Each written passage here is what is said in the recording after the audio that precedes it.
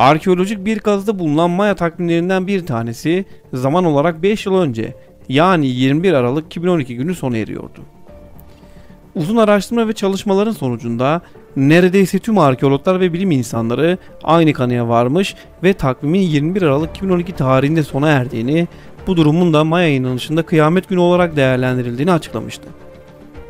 Belirtilen tarihten aylar önce yapılan bu açıklamadan sonra neredeyse tüm dünyada 21 Aralık'ta kıyamet kopacak görüşe hakim olmuş, hatta bir rivayete göre olası kıyamet senaryosunda Şirince köyünde bulunanlar kurtulacak diye belirtilmişti. Kıyametin kopma sebebi olarak her ne kadar da NASA'nın "böyle bir şey yok, paniğe kapılmayın" uyarıları yayınlansa da dünyaya çarpacak olan büyük bir göktaşı olduğu söylentileri hızla yayılıyordu.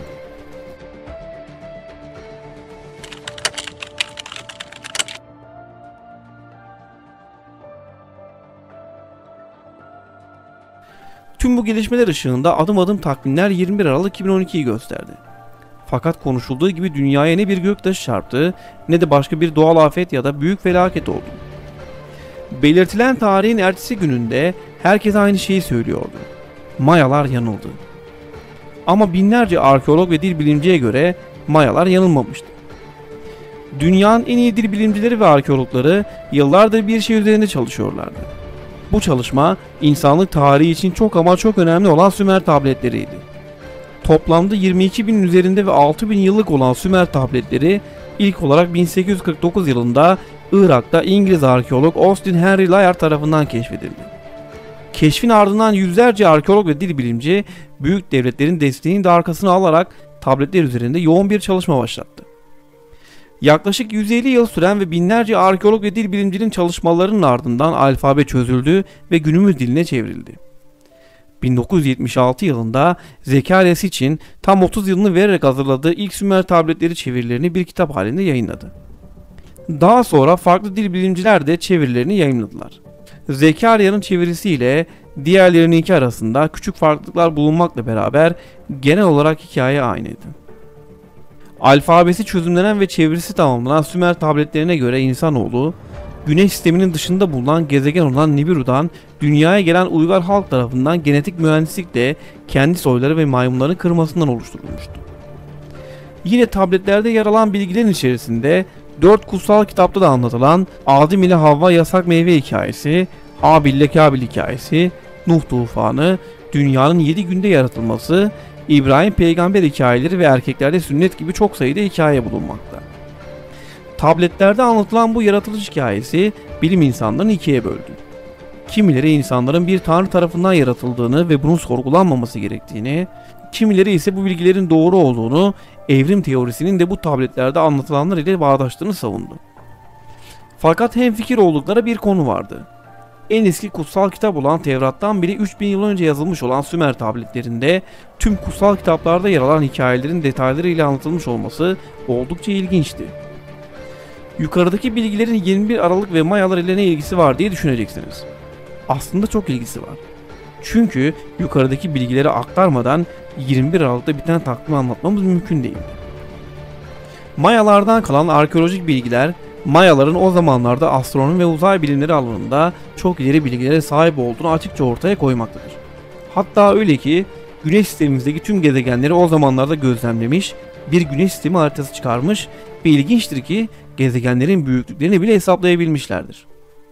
Hatta daha da ileri giderek Güneş sistemimizde olmayan fakat belirli döngülerde Güneş sistemimizin içinden geçen bir gezegeni keşfetmişler ve o gezegen hakkında oldukça ilginç bilgiler yazmışlardır.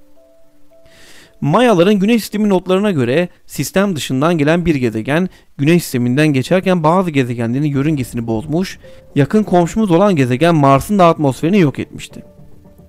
6000 yıl önce yazılan Sümer tabletlerinde bu konudan açıkça bahsedilmiştir. Geçtiğimiz yıllarda NASA tarafından Mars'a gönderilen insansız aracın verilerine göre de çok eski zamanlarda Mars'ta atmosfer olduğu ve belirlenemeyen bir sebepten aniden yok olduğu bilgisine ulaşılmıştır. Güneş sistemimizin dışından gelen bu gezegene Sümerler Nibiru adını vermiştir. Astronomi alanında oldukça iyi olan Mayalar da bu gezegeni gözlemleyerek not tutmuştur. Birbirinden çok uzak bölgelerde yaşamış olan ve aralarında neredeyse 3000 yıl olan iki medeniyetin verdiği bilgiler neredeyse birbirinin aynısıdır. Mayalar üstün astronom bilgisiyle bir yılın 365 gün olduğunu hesaplamışlar 1 seneyi de 12 ay olarak belirlemişlerdir. Takvimlerini de bu zaman döngüsüne göre hazırlamış oldukları görülmektedir. Hazırladıkları takvim binlerce yıl hiç sapma olmadan doğru göstermiş ve 21 Aralık 2012 tarihine kadar gün, ay ve yıl bilgisini doğru olarak aktarmıştır. Gökbilimciler, arkeologlar ve dil bilimciler yıllar boyu takvimin neden 21 Aralık günü bittiğini araştırdılar. Bu durumu yıllarca kıyamet senaryosu olarak yorumladılar. Fakat durum aslında öyle değildi. Bunun farkına birkaç yıl önce varıldı. Düzenli döngü içinde Güneş sistemimize giren Nibiru gezegeni binlerce yıl önce Güneş sistemimizde büyük değişiklikler yaparak sistemimizi terk etmişti. Gezegenin izlediği düzenli döngü tam olarak 3661 yılıydı. Bu sonuca ulaşan ve bir takvim hazırlayan Mayalar yaşadıkları tarihten ileri hesaplayarak gezegenin Güneş sistemine tekrar gireceği günü 21 Aralık 2012 olarak saptamışlar ve o takvimi o tarihte aniden sonlandırmışlardı. Bu durum onlar için aslında bir kıyamet değil, insanlık için yeni bir yaşam döngüsünün başlangıcıydı. Çünkü Nibiru gezegeni en son Güneş sistemine girdiğinde gezegenler ile iletişime geçmiş ve insan ırkını yaratmış. Yarattığı insan ırkını dünyada bulunan ve Nibiru gezegeninin atmosferi için önemli olan altını çıkartmakta kullanmıştı. O çağlardan bu yana altın insan ırkı için çok değerlidir. Hiç düşündünüz mü? Dünyada metal maden varken neden sadece altın? Bu bilgi Sümer tabletleri yaratılış bölümünde detaylı olarak anlatılmıştır. İncelemenizi tavsiye ederim. İşin ilginç tarafı ise NASA 2012 yılı sonunda Güneş sisteminin dış çemberinde bir nesne keşfetmiş ve yakın gezegenlerin yörünge sapmalarını da hesaplayarak bahse konu nesnenin yeni bir gezegen olduğunu açıklamış ve gezegenin adını ise X-Planet olarak adlandırmıştır. Bu X-Planet gezegeni Sümer ve Maya tabletlerinde belirtilen Nibiru gezegenidir ve Güneş sistemimize tam olarak 21 Aralık 2012 günü giriş yapmıştır. Yani Mayalar yanılmamıştı. Bekledikleri bir kıyamet ya da göktaşı değil, Nibiru gezegeniydi. Nibiru, Güneş sistemine girince döngü sıfırlanacak ve Güneş sistemi yakın zamanda büyük bir değişime uğrayacaktı. Tam Mayaların belirttiği tarihte Güneş sistemimize giren Nibiru gezegeni, fark edildikten sonra yıllardır devletlere sesini duyuramayan ya da söyledikleri çok uçuk teoriler diye aldırış edilmeyen arkeologlar ve dil bilimciler haklı olduklarını ispatlamış oldu. Hemen harekete geçen NASA ve Amerika elde bulunan tüm bilgileri topladı ve bir değerlendirme yaptı. Yapılan değerlendirmenin ardından ilk iş olarak Irak işgali sırasında karargah kurduğu Nasiriye şehrindeki Sümerzuk adını kontrol altına aldı. Ve çok güçlü ve özellikli X-ray cihazları ile çalışmalar başlattı. Nasiriye şehri İbrahim peygamberin yaşadığı ve tüm tek tanrılı dinlerin başladığı şehir olan eski Ur şehridir. Bölgeye özel birlikler sevk edildi ve halen yapılan araştırmalar ile ilgili kimseye geniş kapsamlı bilgi verilmemekte. Dahası var.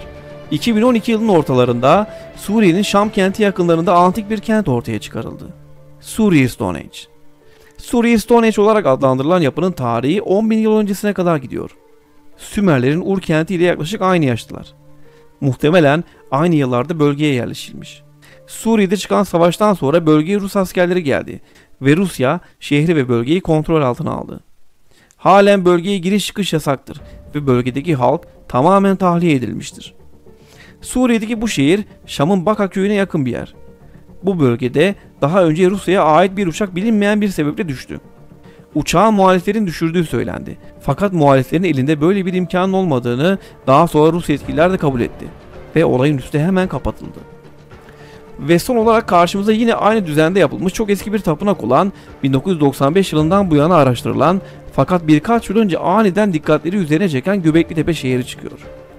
Diğer iki şehirdeki tapınaktan daha eski fakat yapı olarak aynı özelliklerde olan Göbeklitepe şehri insanlığa ait bulunan en eski tapınak unvanını aldı. Şimdi bölgede bulunan 3 benzer şehri haritada işaretlediğimiz zaman karşımıza bu üçgen çıkıyor.